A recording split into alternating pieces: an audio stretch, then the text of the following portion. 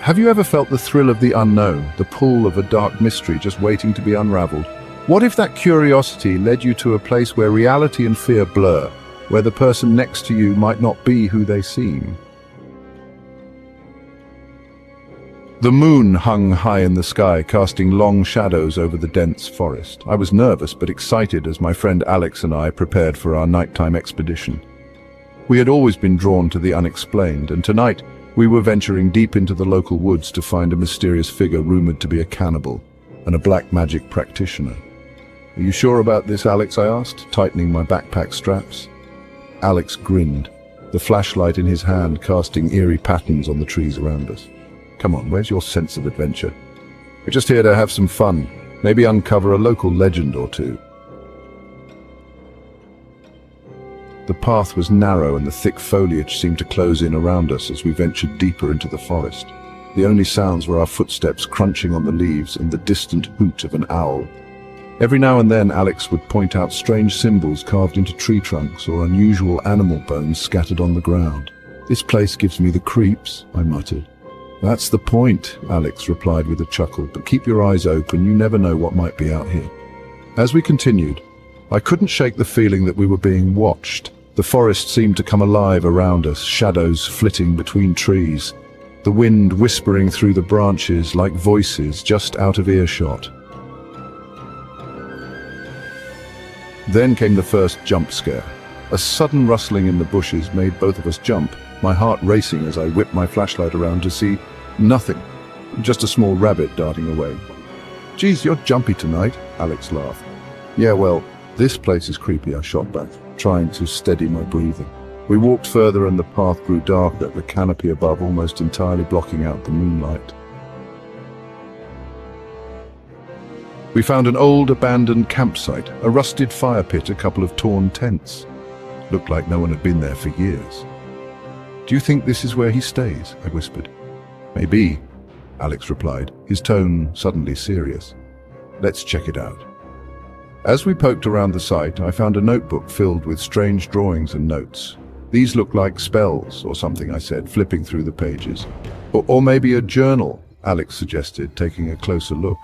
Whoever wrote this was definitely into some weird stuff. Suddenly there was a loud snap behind us. We spun around, but there was nothing there, just the darkness pressing in. "I think we should go," I said, feeling a chill run down my spine, but Alex shook his head. "Not yet. We're close. I can feel it." As we moved deeper into the forest, the atmosphere grew heavier. Every rustle of leaves felt like a whisper, every snap of a twig like a heartbeat echoing through the trees. Then, without warning, Alex grabbed my arm. "Do you see that?" he hissed. Ahead of us, partially obscured by shadows, was a figure. It was tall and thin, its features indistinct.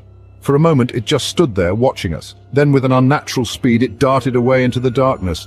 "Let's follow it!" Alex urged, but I hesitated. "What if it's the cannibal?" I asked, fear creeping into my voice. Alex just grinned. "Then we'll finally have our proof." We chased the figure through the woods, branches slapping against our faces, the ground uneven beneath our feet. It felt like hours before we finally stumbled into a small clearing.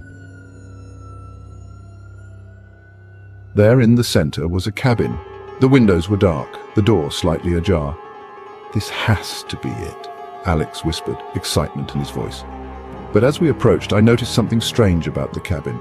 The door seemed to move, almost as if it were breathing. I reached out to touch it, and that's when it happened. A hand shot out from the darkness inside and grabbed my wrist. I screamed and pulled away, stumbling back. Alex caught me, his flashlight flicking up to reveal nothing. The doorway was empty again. "What the hell was that?" I gasped. Alex didn't answer. His face was pale, his eyes wide. "We need to leave, now." We turned to run, but the path we had come from was gone. In its place was a dense wall of trees, twisted and gnarled, almost as if the forest itself had shifted to trap us. And then the whispers began, soft at first, barely audible, but growing louder and more insistent. Words I couldn't understand, but that seemed to crawl under my skin and into my mind. I turned to Alex, but he was staring at something behind me, his eyes wide with fear. "What is it?" I asked, but he didn't respond. Slowly, I turned around and saw the figure again, but this time, it wasn't alone. There were two of them, standing side by side, and one of them One of them looked just like Alex. "What the—" I stammered, backing away. Alex, or what I thought was Alex, stepped forward. "It's okay," he said, but his voice was wrong. Deeper, more sinister. I looked back at the Alex beside me, then at the one in front of me.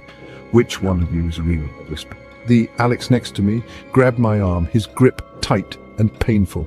"We have to go," he shouted, but the other Alex just smiled, a cold, knowing smile. "No, stay. You've been looking for the truth, haven't you?" Panic surged through me. I didn't know who to trust, who was real. I pulled away from both of them, my mind racing. One of them had to be the shapeshifter, but which one? "Tell me something only Alex would know," I demanded, but before either could answer, the ground beneath us shifted. The trees seemed to close in, the whispers growing louder, more frantic. And then, just as suddenly, everything went silent. I was alone in the clearing, both Alex figures gone. The cabin was gone, even the path was gone. I turned around, my heart pounding, and saw only darkness. And in that darkness, a pair of glowing eyes stared back at me. I ran as fast as I could, not looking back. The whispers chased me, the darkness pressing in. I didn't stop until I burst out of the forest and into the light of the dawn. I looked back, but the forest was still, silent, no sign of the cabin or the figure or Alex. To this day, I don't know what happened in that forest. I don't know if Alex was the shapeshifter or if I was. All I know is that something changed that night.